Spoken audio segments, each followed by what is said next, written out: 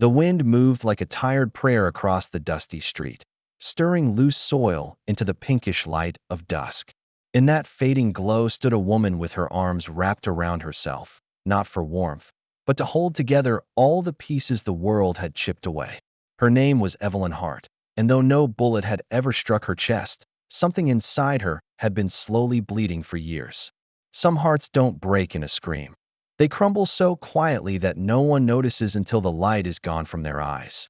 The town of Rusted Gulch did not hate loudly. It hated with glances, short, sharp, cutting. Women dipped their chins and whispered when she walked by. Men looked away as if her presence might stain their boots. Children had once called her kind. Now they were told not to speak to her. "That's the one," they'd mutter. "The wife who ruined her marriage." Nobody cared about the truth. Her husband had left her for another woman, but the town decided Evelyn must have failed him first. It was easier to blame the quiet girl who didn't fight back. She carried the shame like a brand on her skin, unwanted but permanent, day after day. She worked just to survive, scrubbing saloon floors until her hands burned raw, serving drinks while enduring the sharp sting of laughter behind her. The saloon smelled of spilled whiskey and desperation, and every night as she scrubbed each stain from the floorboards, she wondered how to scrub her name clean as well. But names held memory, and memory can be cruel. Sometimes she felt she was turning invisible. Other times, she wished she already was .1 late afternoon. As light streamed through the saloon windows in molten gold, the doors creaked open and someone entered who didn't belong to the noise and cruelty inside. Colt Lawson, the rancher from the edge of town. Tall, broad-shouldered, silent in a way that felt respectful, not cold. He walked with calm steadiness, eyes focused, movements deliberate. He set a crate of supplies by the bar with barely a word. She caught a glimpse of him as she bent to pick up empty glasses. Their eyes met only for a moment, but in that breath, she saw something she had forgotten existed. Not pity, not curiosity, just softness, understanding that a plate slipped from her hands and shattered across the floor. Instinctively, she dropped to her knees, bracing for scolding. But before she could clean it, Colt knelt beside her, picking up the broken pieces carefully. Their hands brushed. Her breath caught. He said nothing, but his presence felt like shelter. When he stood and carried the fragments away, the entire saloon went silent, stunned. No one ever helped Evelyn Hart. She stood slowly, unsettled, not by the break, but by the way something inside her had briefly felt seen. That night, the whispers multiplied. Clara Whitfield, the sharp-tongued seamstress who ran gossip like a business, made sure everyone heard it. "See that?" she spat. "She's trying to charm the Lawson Ranch." Disgusting. Her husband, Jed, greedy and watchful, had a different plan. Evelyn's small piece of land, left from her father, was in his sights. He fanned the rumors like sparks in dry grass. "She'll drag this town down," he said. "Best push her out before she ruins more men." Evelyn overheard them from the hallway outside. Every ugly word tightened around her chest like a rope. Later, the sky darkened quickly into heavy storm clouds. After finishing her shift, she walked home down the long dirt road that stretched into the empty fields beyond town. The air smelled of rain before the first drop even fell. When it came hard, drenching her dress, clinging to her skin. Her boots sank into mud. Wind howled around her, and she pushed forward, alone. The night felt endless. Every step reminded her of everything she had lost, everything taken. "Maybe I wasn't made to survive this world," she whispered, voice breaking into the rain. Her knees gave out, and she sank in the mud, too tired to get back up. It would be so easy to just stop fighting. Through the storm, footsteps approached, slow, steady, unafraid. A shadow appeared beside her, solid and calm. Colt Lawson crouched beside her, rain pouring down his face, his expression unreadable but filled with something gentle. He didn't ask questions. He didn't scold. He simply took off his coat, warm, heavy, smelling faintly of cedar, and draped it around her shoulders. She wanted to protest, to say she was fine, but the words wouldn't come. He stood and offered his hand. For a moment, she hesitated. Trust had become foreign, but his hand remained steady, patient, not demanding. She placed her trembling fingers in his, and he helped her to her feet. They walked in silence through the storm, side by side. He didn't rush. He adjusted his steps to match hers, as if saying without words, "I will not leave you behind." The wind howled and branches snapped, but somehow, in the quiet space between them, there was peace. The world could be cruel, but this moment, this warmth of shared footsteps, felt like the first spark of something that might one day become safety. When they reached her small, worn-out shack on the edge of a barren field, he stopped at the doorway. Water dripped from his hair, but he didn't seem to notice. Evelyn, clutching his coat around herself, looked up at him with a vulnerability she no longer tried to hide. He met her gaze, and his voice came low and steady, like a promise carved in wood. "You don't deserve the way they treat you." He didn't wait for a reply. He simply stepped back into the rain and walked away, leaving only silence behind him. But it wasn't an empty silence. It was full of warmth, of question, of hope so fragile it hurt to feel. Evelyn stood in the doorway long after he was gone, letting the coat warm her aching bones. For the first time in years, the weight on her chest loosened just a little. Maybe the world wasn't done with her. Maybe love hadn't missed her completely. Maybe, just maybe, someone had finally seen her. Dawn crept gently across the horizon like a soft watercolor, pale gold spilling over the rolling fields of the Lawson Ranch. Evelyn stood near the fence line, the early air crisp against her skin, watching the sun rise through a thin blanket of mist. She had started working here a few weeks ago, feeding the horses, mending harness straps, carrying hay bales. It was hard work, but it felt honest. Different from the saloon. Different from eyes filled with judgment. Out here, the land didn't ask questions. It simply accepted her. Sometimes, in the quiet of morning, she caught Colt watching her. Not in the way men in town used to.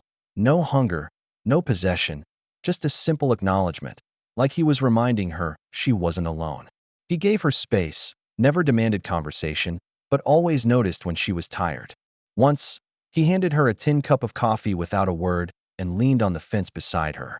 They drank in silence while birds sang in the cottonwoods. It was the most peace she had felt in years. Their bond grew slowly, like seeds pushing quietly through the ground. He would fix the loose board on her fence before she noticed it was broken. She would bake bread and leave a loaf on his porch with no note. He would slow his horse when riding beside her so she wouldn't fall behind. She would bring him water when the sun was heavy and his shirt stuck to his skin with sweat. These were not grand gestures. They were gentle ones, steady ones. Each one whispered something deeper than words. One evening, they sat side by side on the porch as the sky turned lavender and orange. Colt spoke first. "Funny thing about this land," he said softly. "It can break you, or it can teach you how to stand again." Evelyn looked at him, quiet surprise in her eyes. "Which did it do to you?" she asked. He paused, his gaze drifting across the stretching hills. "Both." She didn't speak, but her heart understood. In his quiet strength, she saw reflected pain, loss, loneliness, years of fighting battles in silence. And maybe he saw the same in her, but the world does not like peaceful things. And gossip, once lit, burns hotter than any wildfire. It started in the general store. Two women noticed Evelyn buying supplies with money she earned at the ranch. "She's living off Colt now," one sneered, "using him like she used her husband."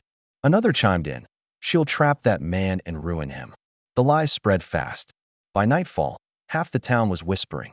By the next morning, Clara Whitfield was loudly insisting Colt was being manipulated. Jed Whitfield had his own motive. He hadn't forgotten Evelyn's land, small but fertile, bordering his own. And if he could turn the town against her completely, she'd have no choice but to sell and leave. He spoke with Marshall Briggs, the town lawman. "That woman brings trouble," Jed warned. "And now she's dragging Colt into it. We can't let this go on." Marshall, wanting to keep peace, told Colt to be careful where you stand. Colt's jaw tightened, but he said nothing. Evelyn, however, felt it. The coldness when she came to town for supplies. The stares. The muttered insults. One afternoon, outside the post office, a woman stepped directly in front of her and hissed, "Haven't you taken enough from this town?" Evelyn froze, hands trembling. The past slammed into her. Memories of humiliation, abandonment, betrayal. She went back to the ranch and stood near the barn, breath shaky, vision clouded. The walls she had carefully taken down began to rise again. That evening, Colt found her staring at the horizon with empty eyes. "What happened?" he asked quietly. She shook her head, forcing a weak smile. "It's better if I don't stay here anymore," she whispered. He frowned. "Why?" She swallowed hard. "Because being near me will ruin you. They'll turn on you next." She turned to leave, shoulders trembling, but Colt stepped forward just slightly. "Evelyn." Her name in his voice was softer than any prayer. "Let them talk," he said. "They don't know you like I do." She looked at him, shocked. "Why do you care?" He held her gaze, steady and unwavering. "Because I see you fighting every day just to stay standing. Because you're kinder than anyone I've ever met. Because you deserve a life that doesn't hurt." His voice dipped, quiet but certain. "And because I haven't felt peace in years. Until you." The words weren't poetic. They weren't dramatic. They were real. They fell into the hollow places inside her and filled them like light. Her breath caught, but before she could speak, a horse thundered into the yard. Marshal Briggs dismounted fast. "Colt," he called, tense. "You'd better come to town. There's trouble."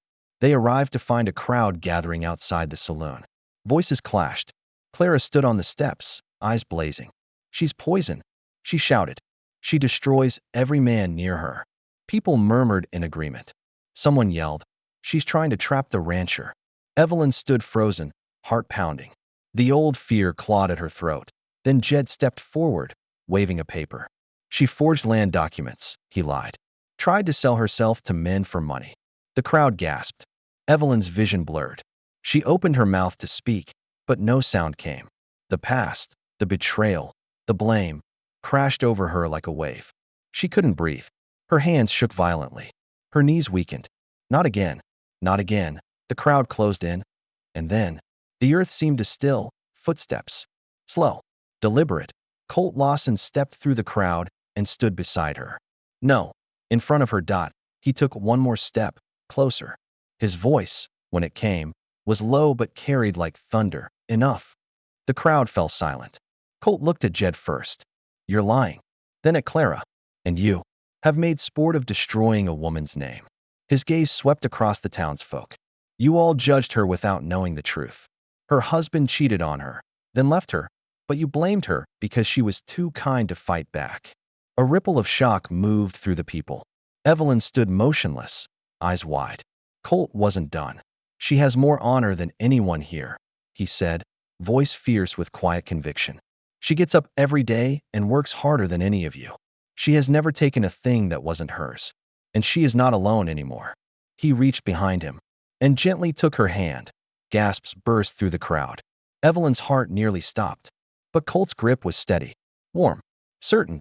"If you come for her," he said softly, "dangerously, you'll go through me." Silence. Heavy. Stunned. The kind that shifts the ground beneath history. Jed stepped back, face pale. Clara looked away. The crowd scattered, confused, ashamed, uncertain. The storm they built had been broken by one man's quiet courage. When everyone was gone, Evelyn stood trembling. Tears blurred her vision. She looked at Colt, unable to speak. Why would you do that?" she whispered. He turned to her fully, eyes gentle. "Because," he said, stepping closer, brushing a wet strand of hair from her face with the softest touch. "I'm done watching the world hurt good people." His hand lingered near her cheek. His voice dropped, raw. "And because I love you." It wasn't dramatic. It wasn't loud. It was real. She broke. Not into pain, but into relief. Into belief. Into love. She leaned into him, and he held her like she was something precious for the first time in her life. She felt safe, and in that safety, her heart whispered back the truth. It had always been him. He was the unthinkable. Not a sin. Not a scandal. A miracle. The kind that makes the world quiet. And then starts it turning again. And this time, it was turning in her favor. And to you, the one still holding your breath through the storms of your own life, listen closely. Love will not always arrive with thunder or grand vows. Sometimes it comes in the quiet reach of a hand, in the way someone chooses to stay when the world has already walked away. Healing isn't fast, and trust isn't easy, but the heart. Oh, the heart was built to rise like dawn over an empty prairie, glowing again even after the darkest night. So don't fear the slow steps. Don't shame your scars. Every broken piece in you is simply proof you survived long enough to be found. And when love finally stands before you, steady as the horizon and gentle as rain on dust, may you be brave enough to let it in. Because in this wide, unforgiving world, the bravest thing we can ever do is believe that we, too, are worthy of being cherished.